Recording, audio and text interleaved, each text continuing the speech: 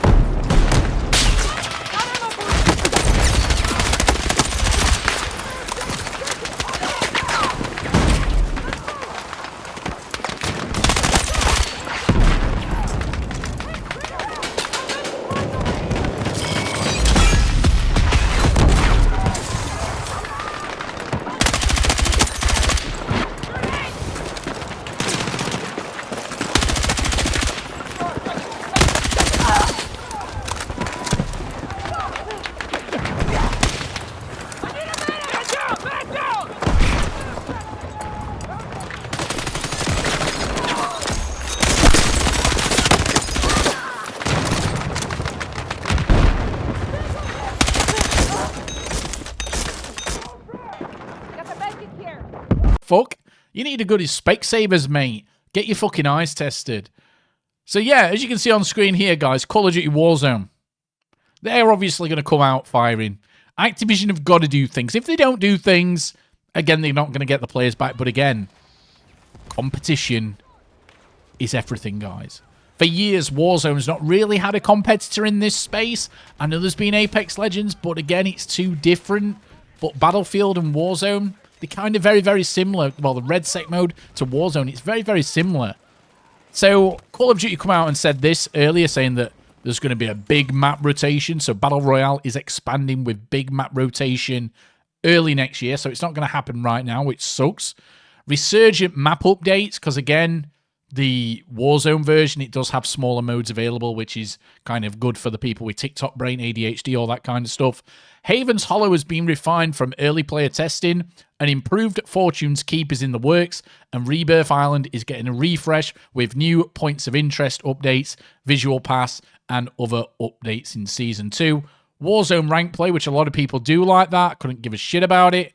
New mechanics in limited time modes. Now, it says it on this one, new weekend playlist, right? Fan favourites like buybacks and familiar modes with new twists dropping with weekend-only playlists for non-stop variety. Now, I've said this for a long time, and again, Battlefield's not actually got this in Redsec. Fucking solos. Just make sure you have Battle Royale solos in your game. Like, again, everybody kind of gets this, you know, feeling and visualization that everybody plays fucking with their friends 24/7. But there's a lot of people who play solo, and solo players tend to get forgotten about now more than ever when it comes to video games.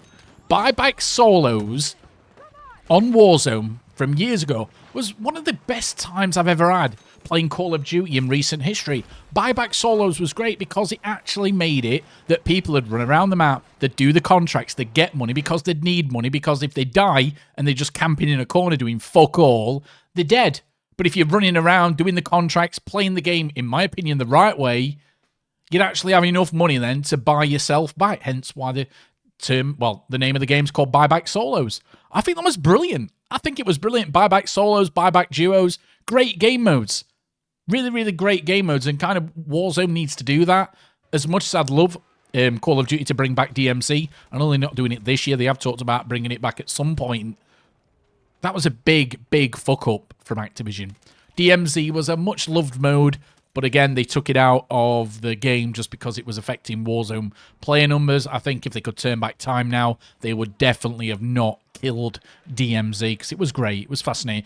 Again, it's one of the best things Call of Duty's done, probably in its entirety for me, let alone recent history. But yeah, everybody's glazing it, like all the blame truths out there, all the Nero type channels going, yeah guys, Battlefield's killed Call of Duty. Has it? Fuck.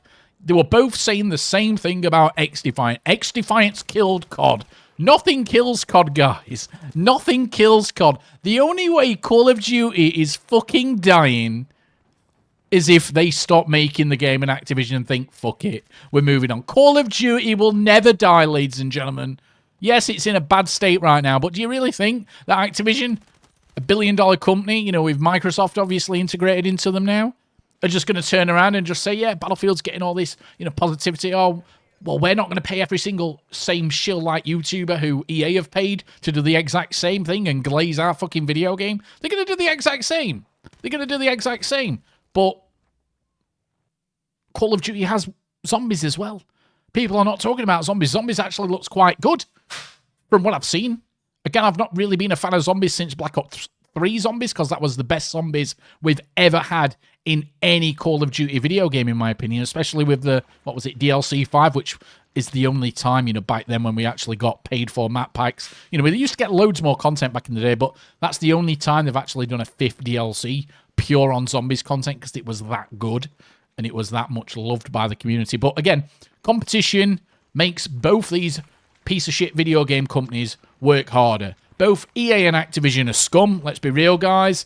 They all have dodgy working practices, yet all these big YouTubers keep on, you know, working with them. That says more about them than it does about me. Again, a lot of people get at me and criticize my content saying, oh, I'm just a hater. Well, at least I don't work with the devils in EA and Activision. So I'm a hater, but all these big channels who shill themselves out to EA and Activision, who have got terrible working practices, who overwork their employees, well, why are they working with them? But apparently I'm the problem. Apparently me who's been overly negative and apparently toxic on the internet. According to me, I'm the problem. My community's the problem for being negative, yet these pieces of shit who work for these big companies who, let's be real, guys, there's been sexual scandals, you know, within all these companies. There's been loads of shit gone around, guys, but apparently, yeah, they're all right to work for them. They're the good guys. We're the bad guys. Oh, we fuck. We're just trying to make video games better, but again, they always want to make us the villain, guys, because we're negative and critical. Yet those people are supporting companies who have dodgy, let's put it this way, dodgy practices going off on them. But yeah, they're still going to work with them because, again, they care about one thing, guys, all these big YouTubers, shill-like content creators. They care about money. That's all they care about, guys. And they virtue signal all the other bullshit nonsense they come out with. But yeah, anybody who thinks that Battlefield is killing Call of Duty, you're an absolute moron.